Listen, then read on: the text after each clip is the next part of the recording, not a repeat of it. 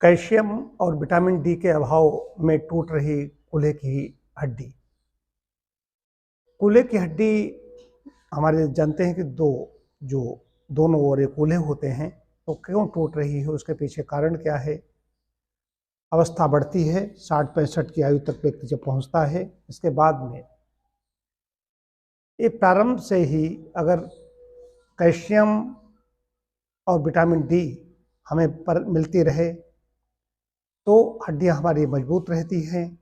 वृद्धावस्था में कैल्शियम की विशेष रूप से कमी होने लगती है और कैल्शियम शरीर अब्जॉर्ब भी नहीं करता विटामिन डी के अभाव में। विटामिन डी हमें नेचर से, सूरज से मिलती रहती है, सूर्य की किरणों से हमें मिलती है, धूप से मिलती है। और कैल्शियम प्रधान भोजन है दूध से बनी चीज़ें, डेयरी प्रोडक्ट जो कहे गए हैं, ये तिल है, हरी सब्जियां हैं, पत्तेदार सब्जियां हैं, शाक हैं, इनमें सब में पर्याप्त मात्रा में हमें कैल्शियम मिलता है। अगर प्रारंभ से ही हम ये सब लेते रहें, धूप का सेवन करते रहें, तो कैल्शियम का अभाव नहीं होगा, विटामिन डी का अभाव नहीं होगा। अब होता क्या है, एक तो कई बार होता है पारिवारिक ऐसा आनुवंशिक पारिवारिक इतिहास है कि परिवार में हमारे अगर माता पिता, दादा दादी, उनका नाना नानी, इनकी कहीं अस्थिभ्रंश हुआ है, कहीं एक कूल्हे की हड्डी टूटी है, जो हड्डी फीमर जांघ की हड्डी होती है, ऐसे लगी होती है, उसको टूट जाती है। और भी हड्डियाँ ऑस्टियोपोरोसिस हो रही है, कई ऐसे रोग हैं हो रहे हैं, पता चला उन्होंने करवट लेते हैं उनकी टूट रही हैं। तो उसमें देखा गया है कि जो व्यायाम नहीं कर रहे हैं, पारिवारिक इतिहास उधर हो गया है, व्यायाम की कमी हो गई, कैल्शियम विटामिन डी तो है ही है, जो सक्रिय नहीं रहते हैं, जो आलसपूर्ण जिनका जीवन है, उनको ऐसी समस्या होती है। और कई समस्याएं, कुछ दवाएं ऐसी होती हैं, वो भी जा करके इनको कैल्शियम आदि को कुछ कम कर देती हैं जा करके। चीनी इसमें सबसे बड़ी कारक है। चीनी और चीनी से बनी चीज़ें व्यक्ति खाएगा, कैल्शियम की कमी होगी। मैं ऐसे लोगों को जानता हूँ। अभी एक जो हमारे बड़े ही रिश्ते में बड़े निकट का रिश्ता है, दोनों कूल्हे की हड्डियाँ टूटी, लेकिन परमात्मा की कृपा है वे छड़ी का भी सहारा नहीं ले रहे हैं और चल रहे हैं। तो कूल्हे की हड्डी एक बार टूटी करीब 20 वर्ष पहले, वो बिल्कुल ठीक हो गए, दोबारा फिर टूट गई। उसके पीछे कारण ही है कि मीठा, डायबिटीज़ नहीं है उनको, लेकिन मीठे का सेवन वो करते हैं, तो चीनी अंदर जाएगी, चीनी अंदर जाएगी, कैल्शियम की कमी होगी, कैल्शियम की कमी होगी तो फिर चीनी खाते रहें, विटामिन डी भी क्या कर सकती है। और कैल्शियम प्रधान भोजन का अभाव रहेगा। कैल्शियम प्रधान भोजन का अभाव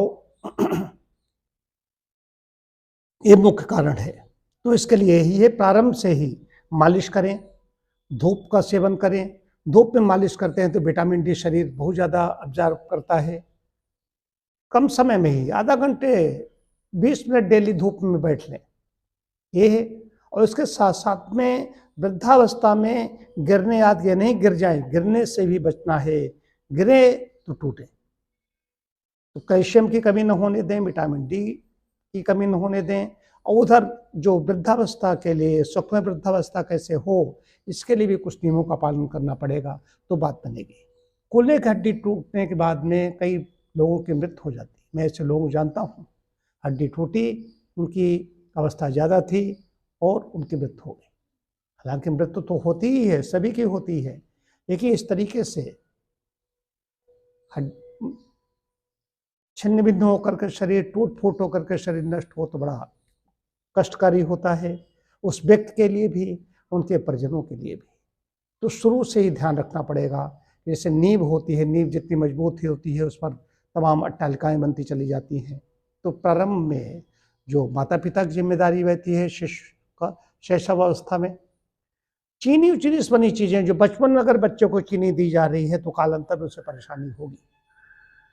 पहले हड्डियाँ क्यों इतनी मजबूत होती थी, उसके पीछे यही कारण था कि चीनी लोग नहीं खाते थे, गुड़, राब ऐसी चीज़ें खाते थे, वो भी कम मात्रा में खाते थे। अब चीनी, जब देखो कोई भी चीज़ ऐसी है जो चीनी के बिना नहीं, कोई भी भोजन हो, हर व्यक्ति पता नहीं कितनी चीनी खाता चला जा रहा है और उसके कितने मानक है। मैंने तो सत्याग्रह किया था पिछले वर्ष मार्च में, 12 मार्च को मैंने 18 किलोमीटर की सांडी मार्च किया था, पद यात्रा की थी कई लोगों ने हमारे साथ। और हम हमारे जितने कायाकल्प हमारे सदस्य हैं चीनी चीनी बनी चीज़ें नहीं ग्रहण करते, सिर्फ इसलिए कि चीनी से खाली कैल्शियम ही नहीं, चीनी से डायबिटीज ही नहीं, चीनी से सैकड़ों प्रकार की बीमारियां होती हैं। तो चीनी तत्काल छोड़ देना चाहिए यदि हड्डियों की मजबूती चाहते हैं। मेरा यही आज संदेश देने का ये इसी विषय पर बताना चाहता था।